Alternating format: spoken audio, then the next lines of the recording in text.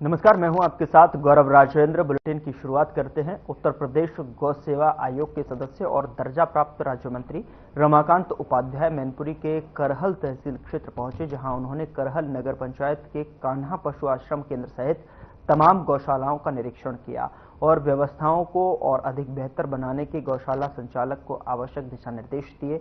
कुरावली स्थित ग्राम पहाड़पुर गौशाला में मृत गौवंश के स्वान मामले पर राज्य मंत्री रमाकांत उपाध्याय ने कहा कि प्रदेश की योगी सरकार गौवंश के मामले में गंभीर है और ये मामला उनकी जानकारी में नहीं है। मृत गौवंश के शव का गौशाला में होना बेहद गंभीर मुद्दा है।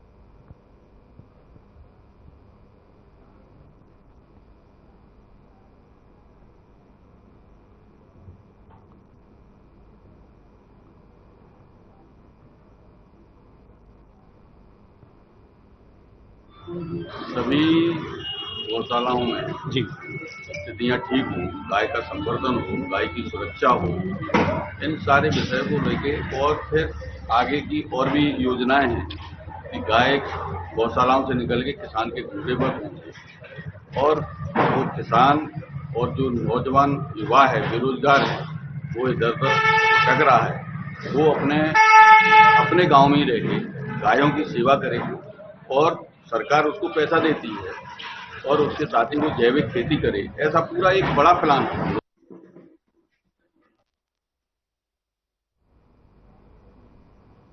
उधर मेरठ के कमिश्नरी चौराहे पर बांग्लादेश में हिंदुओं पर हो रहे अत्याचार के खिलाफ जन आंदोलन हो रहा है और इसको लेकर हिंदू संगठनों के कई सदस्य कश्मीरी पार्क पहुंचे।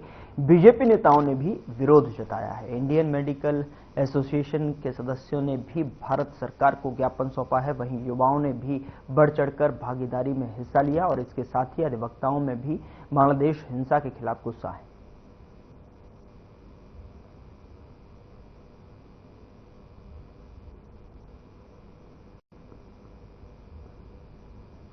बांग्लादेश में हिंदुओं पर हो रहे अत्याचार के खिलाफ हिंदू संगठन ने प्रदर्शन किया है। मेरठ से ये तस्वीरें आप देख रहे हैं किस तरीके से बीजेपी नेताओं ने भी इसका विरोध जताया है।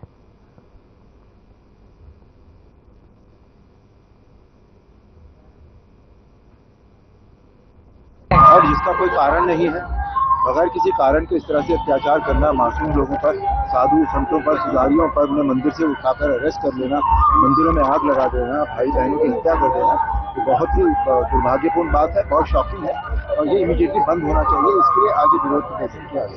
ये उस बांग्लादेश के खिलाफ प्रदर्शन है जिसको हजारों सैनिकों ने हिंदुस्तान के बलिदान देकर बनाया था, पाकिस्तान की गुलामी से मुक्ति दिलाई थी।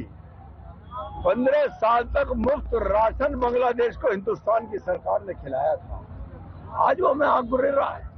तुम राजनीतिक परिवर्तन अपने यहाँ करो, हमें कोई आपत्ति नहीं है, लेकिन राजनीतिक परिवर्तन में से हिंदू धर्म स्थल तोड़े जाएंगे, हिंदुओं के साथ अत्याचार होगा, ये बर्दाश्त नहीं होगा। ये हुंकार है हिंदुओं की और इसके बाद कुछ नहीं होगा तो फिर सड़क पर हिंदू आएगा ही, सबको रोक नहीं सकेगा।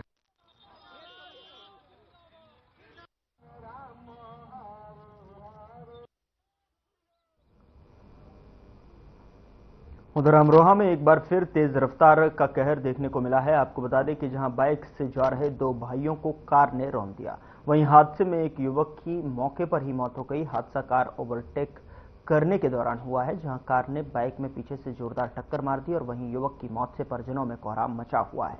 फिलहाल पुलिस ने शव को पोस्टमार्टम के लिए भेज दिया है। हादसा अमरोहा देहात थाना क्षेत्र के कांठ रोड पर हुआ है।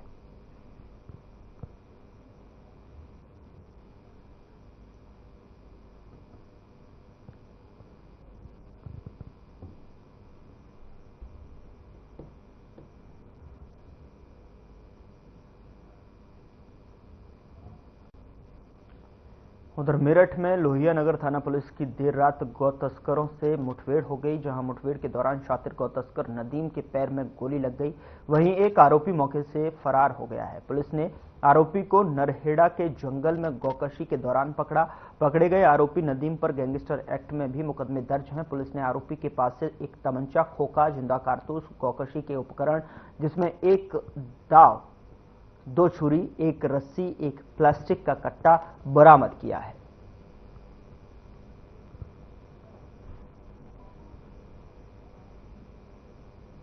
देखिए, थाना लोहिया नगर क्षेत्र में ये जाहिदपुर एरिया पड़ता है। यहाँ पे नरहेड़ा के पास एक कब्रिस्तान है। वहाँ पर एक सूचना मिली थी कि यहाँ पे कुछ ये गौकशी की फिराक में सूचना के आधार पर पुलिस द्वारा जो कब्रिस्तान है वहाँ पे घेराबंदी की गई थी। अपने आप को घिरता देख यहाँ पे 2 बदमाशों द्वारा पुलिस पर फायरिंग कर भागने का प्रयास किया गया है, जिसकी जवाबी कार्रवाई में एक बदमाश जिसका नाम नदीम उर्फ भूरा है, इसके पैर में गोली लगी है। दूसरा बदमाश जिसका नाम आसिफ है, अंधेरे का फायदा उठाकर भागने में कामयाब रहा है। पुलिस द्वारा इसकी कॉम्बिंग की जा रही है। इसको पकड़ने के लिए पुलिस की 2 टीमें लगाई गई हैं। घायल को उपचार हेतु जिला अस्पताल में एडमिट कराया गया है।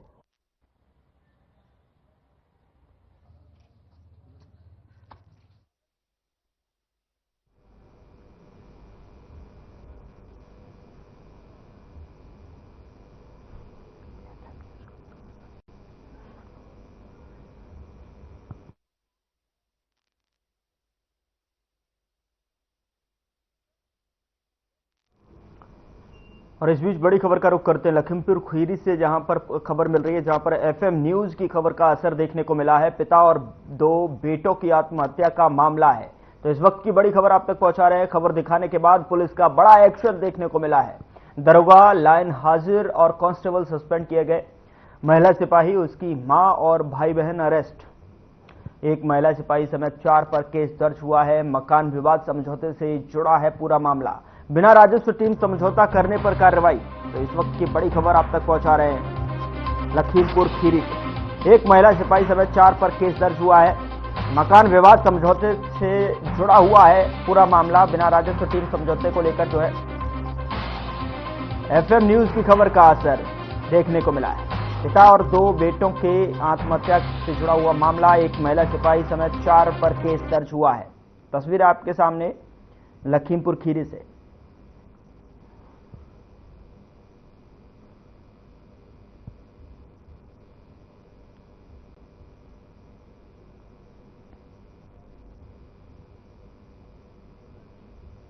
देखिए, ये बहुत ही दुखद घटना है, जिसके बारे में अभी एडिशनल एसपी वेस्ट ने आपको डिटेल में बताया है। कल एक तो पहले बताना चाहूँगा कि इसमें जो दोनों ही शिकायतकर्ता मृतक पक्ष हैं और इसको आरोपी बनाया गया है, आपस में रिश्तेदार हैं और इनमें मेरे भाई बहन का मेरे भाई बहन का रिश्ता है। आसपास ही रहते हैं। जो बताया गया, गांव वालों के द्वारा बताया गया है कि बहुत समय पहले, कई साल पहले, जब मृतक राम नरेश हैं, उनकी पत्नी की मौत हो गई, तो उनके घर पड़ोसी जो अभी उनके जो साले जो हैं, उनको यहाँ बसाया गया था। घर आस-पास था और 3-4 महीना पहले इनके खाना वगैरह भी एक साथ ही बनते थे। लेकिन कुछ दिनों से इनमें मकान को बंटवारे को लेकर विवाद हो रहा था। खासकर जो आपके अभियुक्त गण है, उनके द्वारा दावा किया जा रहा था, जिसमें एक महिला सिपाही का भी नाम आया है।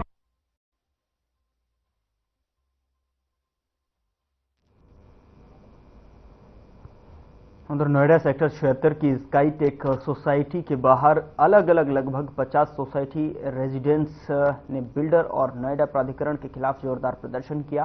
फ्लैट खरीदने के बावजूद रजिस्ट्री न होने से नाराज रेजिडेंट्स ने नारेबाजी करते हुए बिल्डर और नोएडा प्राधिकरण पर सवाल खड़े किए हैं। बता दें कि रेजिडेंट्स का कहना है कि उन्होंने बिल्डर को भुगतान कर दिया है, लेकिन फ्लैट की रजिस्ट्री अब तक नहीं हुई है और इस कारण उन्हें कानूनी और वित्तीय समस्याओं का सामना करना पड़ रहा है। समस्या का समाधान न होने पर रेजिडेंट्स ने डीएम ऑफिस और नोएडा प्राधिकरण तक कार रैली निकालने का ऐलान किया था। आज जैसे ही घोषित कार रैली निकालने की कोशिश हुई, रैली को पुलिस ने रोक दिया, जिसके बाद सैकड़ों रेजिडेंट्स सड़क पर बैठकर विरोध करने लगे। मौके पर भारी पुलिस बल के साथ पहुंचे एसीपी प्रथम प्रवीण कुमार ने प्रदर्शनकारियों को समझाने का प्रयास किया और आपको बता दें कि वहीं रेजिडेंट्स का कहना है कि वे तब तक धरना खत्म नहीं करेंगे जब तक उनकी रजिस्ट्री पूरी नहीं होती। प्राधिकरण और प्रशासनिक अधिकारी उनके बीच आए। रेजिडेंट्स के मुताबिक सांसद महेश शर्मा ने जो है अधिकारियों को उनके पास पहुंचने और उनकी बात सुनने के लिए भी कहा है। रेजिडेंट्स का आरोप है कि बिल्डर और प्राधिकरण के बीच में तालमेल की कमी के कारण वे नुकसान झेल रहे हैं।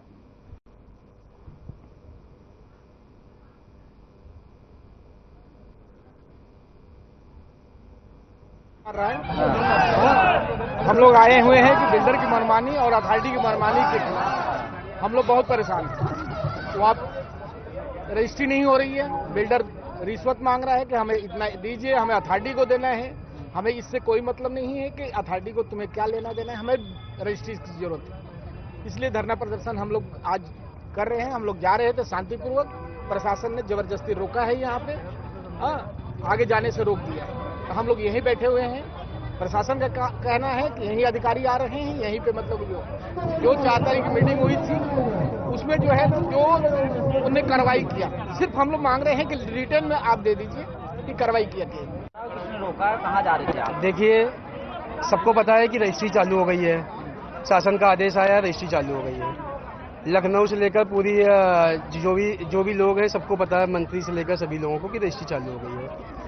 नोएडा अथॉरिटी भी करी, रजिस्ट्री चालू हो गई है। जनता के पास पूछो तो रजिस्ट्री नहीं हो रही है। क्यों नहीं हो रही है? इसका रीजन अथॉरिटी को खुद देना चाहिए, खुद समझना चाहिए कि लोग क्यों नहीं आ रहे हैं। कहीं पर बिल्डर पैसे नहीं दे रहा है तो रजिस्ट्री नहीं हो रही है, उसका ड्यूज बचा हुआ है अथॉरिटी का। कहीं पर बिल्डर पैसे मांग रहा है लोगों से कि हमको अथॉरिटी का चुकाना है, 1000 रुपये स्क्वायर फीट मांग रहा है, 10 लाख से ऊपर लोगों से मांग रहा है इनलीगल रूप से।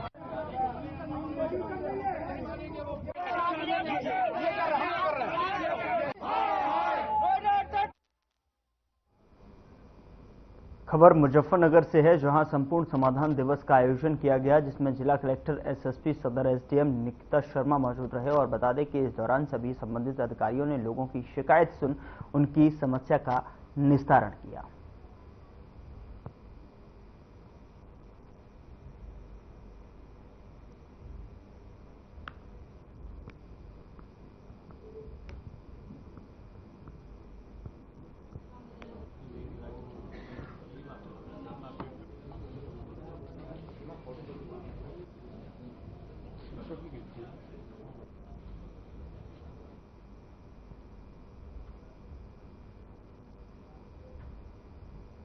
खबर ग्रेटर नोएडा से है, जहां पर ईवीएम मशीन और वीवीपैट की सुरक्षा की देखभाल करने के लिए जिलाधिकारी ने ईवीएम वेयर हाउस का निरीक्षण किया। और निरीक्षण के दौरान सुरक्षा में लगे जवानों को डीएम ने आवश्यक निर्देश दिए। और इस दौरान वेयर हाउस में लगे सीसीटीवी कैमरे और ताला सील की भी गहनता से जांच की गई है। बता दें कि डीएम के निरीक्षण के दौरान सारी व्यवस्थाएं संतोषजनक मिली।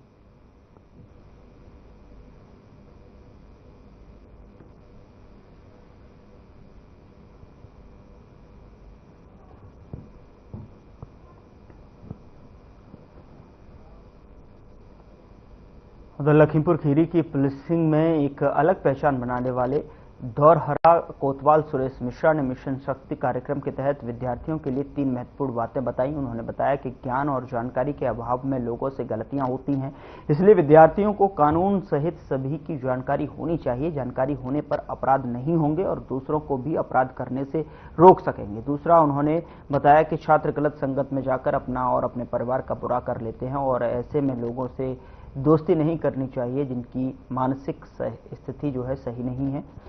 पता लगने के बाद तत्काल ही ऐसे मित्र और उनकी संगत को छोड़ देना चाहिए। तीसरी बात उन्होंने बच्चों को बताई कि कई बार बच्चों को अच्छा माहौल नहीं मिलता, माता पिता बच्चे पर ध्यान नहीं देते, परिवार का वातावरण खराब होने पर बच्चे बिगड़ जाते हैं और ऐसे बच्चों को स्कूल में सुधारना मुश्किल हो जाता है। इसलिए माता पिता को बच्चों को अच्छा माहौल देना चाहिए ताकि उनकी अच्छी तरह से परवरिश हो सके। और इसके अलावा भी जीवन में काम आने वाली तमाम जरूरी बातें बताई गई।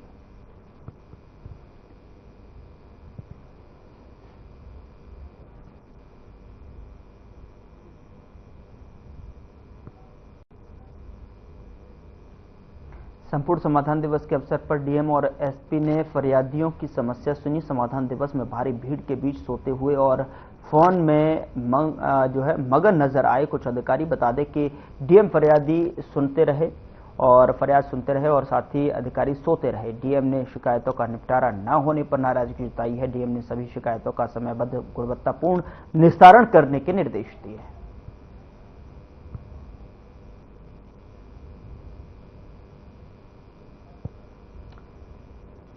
संपूर्ण समाधान दिवस पर कार्यक्रम का आयोजन किया गया, जहां पर डीएम जो है फरियादियों की फरियाद सुनते रहे और अधिकारी मगन होकर सोते रहे। संपूर्ण समाधान दिवस पर कार्यक्रम का आयोजन किया गया, जहां पर फरियादी अपनी फरियाद को लेकर पहुंचे तमाम सारे अधिकारियों के समक्ष, और जहां डीएम भी मौजूद थे और डीएम ने फरियादियों की फरियाद को सुना।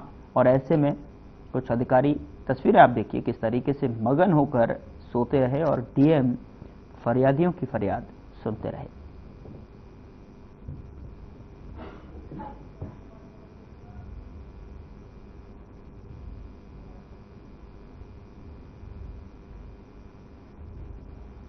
संपूर्ण समाधान दिवस पर कार्यक्रम का आयोजन किया गया था, और जहां पर फरियादी अपनी फरियादियों को जो है लेकर जो है पहुंचे, समस्याओं को लेकर पहुंचे, जहां पर डीएम, एसएसपी और तमाम आला अधिकारी वहां पर मौजूद थे, प्रशासन से जुड़े हुए थे, और उनके समक्ष जो है अपनी समस्याओं को बताया। लेकिन कुछ अधिकारी जो है मगन होकर यहां पर सोते हुए दिखाई दिए।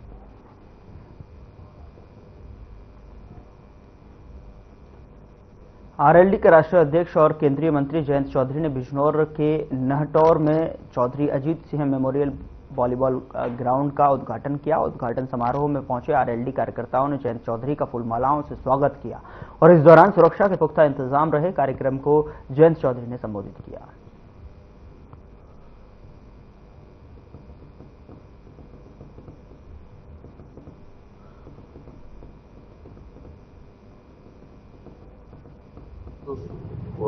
ग्राउंड का, उसका वॉलीबॉल स्टेडियम का उद्घाटन करेंगे। अच्छा, और भी कोई विशेष कोई कार्यक्रम? मेन यही है, बाकी अपने कार्यकर्ताओं से मिलेंगे। कार्यकर्ताओं से समीक्षा बैठक करेंगे? समीक्षा किस बात की? नहीं, चुनाव को लेकर भी कहीं तो चुनाव अभी तो बहुत दिन है, अभी 27 में विधानसभा, 29 में है। पुलिस प्रशासन की सुरक्षा व्यवस्था कैसे इंतजाम है? ठीक है। तो क्या क्या तैयारी की आपने? बस का अब उनका स्वागत है, उनके साथ स्वागत करते हुए ला रहे हैं। कितने लोग पहुंचेंगे कार्यक्रम में? लगभग कार्यक्रम में होंगे 1000-2000 आदमी। पुलिस की व्यवस्था दुरुस्त है? हाँ, दुरुस्त है। लगभग कितने बच्चे? और किसी प्राइवेट, यहाँ बिजनौर में सबसे अच्छे प्राइवेट स्कूल के बच्चों को कोई बुरा ना माने, कोई स्कूल चलाता हो, आप अपने बच्चों की तुलना में देख लेंगे कि 74% आपके बच्चे क्या क्वालिफाई कर पा रहे हैं, नहीं कर पाए।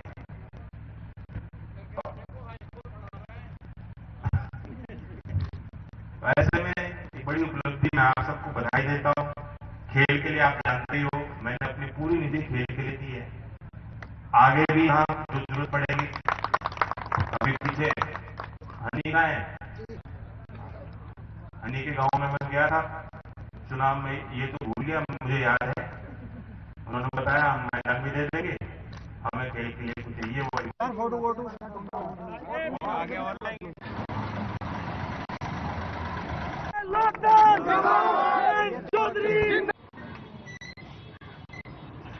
प्राइवेट, यहाँ बिजनौर में सबसे अच्छे प्राइवेट स्कूल के बच्चों को।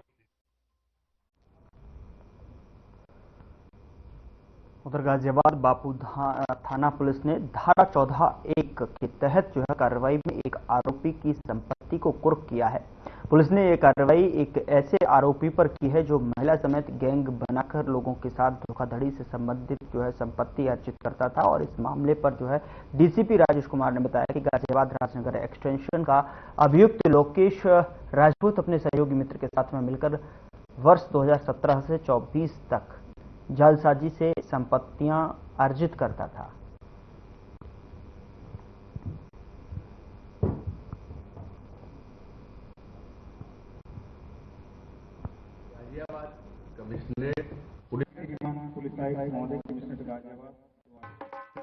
गाजियाबाद कमिश्नरेट पुलिस द्वारा गैंगस्टर एक्ट की धारा 14(1) के अंतर्गत आज एक बड़ी कार्रवाई सुनिश्चित की गई है। इसमें साथी गैंगस्टर लोकेश राजपूत की करीब 4 करोड़ 25 लाख की अवैध रूप से अर्जित संपत्तियों को कुर्क किया गया है।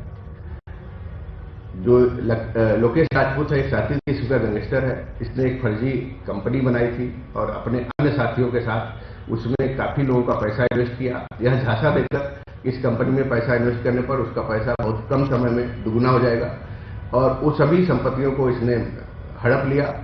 करोड़ों की संपत्ति इसने बना ली और उससे इसने तमाम अवैध संपत्तियां खरीद ली, मकान में प्लॉट्स खरीद लिए अपने और अपने पत्नी के नाम पे।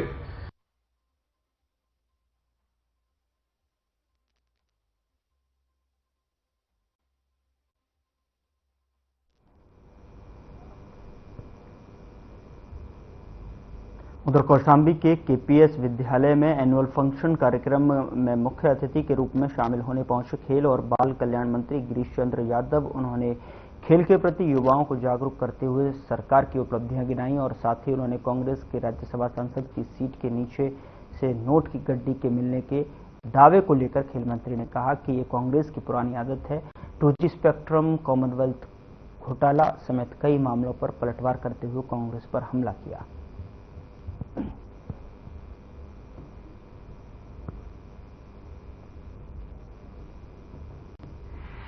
आज यहाँ खेल का महोत्सव का आयोजन था।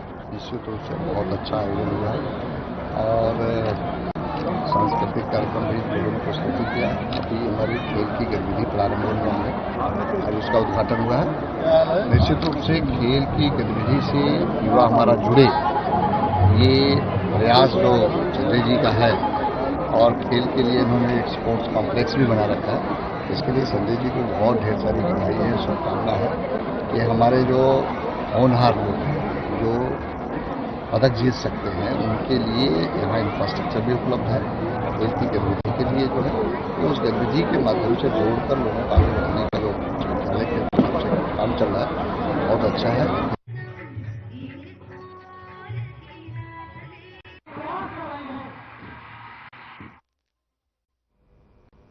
उत्तर प्रदेश के हापुड़ जिले के थाना गढ़मुक्तेश्वर पुलिस ने ब्लाइंड मर्डर का खुलासा किया है। दरअसल आपको बता दें कि थाना गढ़मुक्तेश्वर पुलिस ने करीब 9 दिन पहले घटित सोनू हत्याकांड का सफल अनावरण करते हुए 2 हत्या आरोपियों को गिरफ्तार किया है, जिनके कब्जे से कुल्हाड़ी और घटना में प्रयुक्त लकड़ी की बुग्गी और मृतक पवन का एक मोबाइल फोन भी बरामद हुआ है। बता दें कि आरोपी अन्नू ने अपने साथी राजपाल के साथ मिलकर अपनी पत्नी से अवैध संबंधों के शक में सोनू नाम के शख्स की हत्या की थी।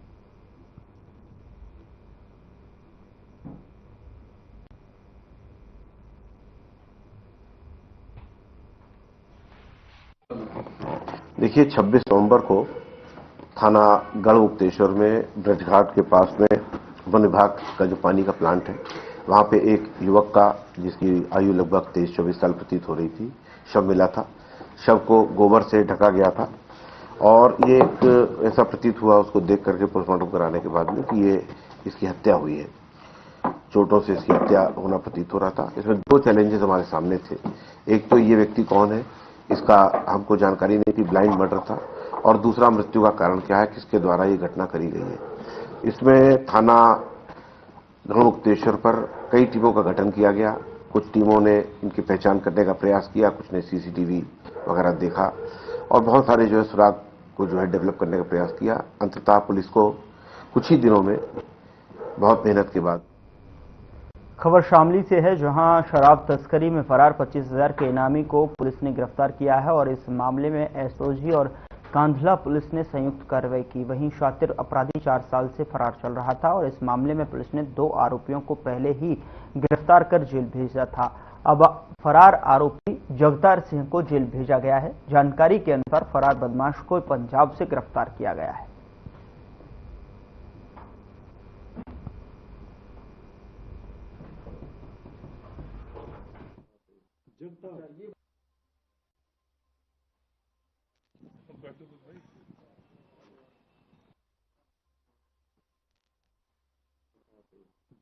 ये बताओ, इतने दिन से पुलिस खोज कैसे लग गए?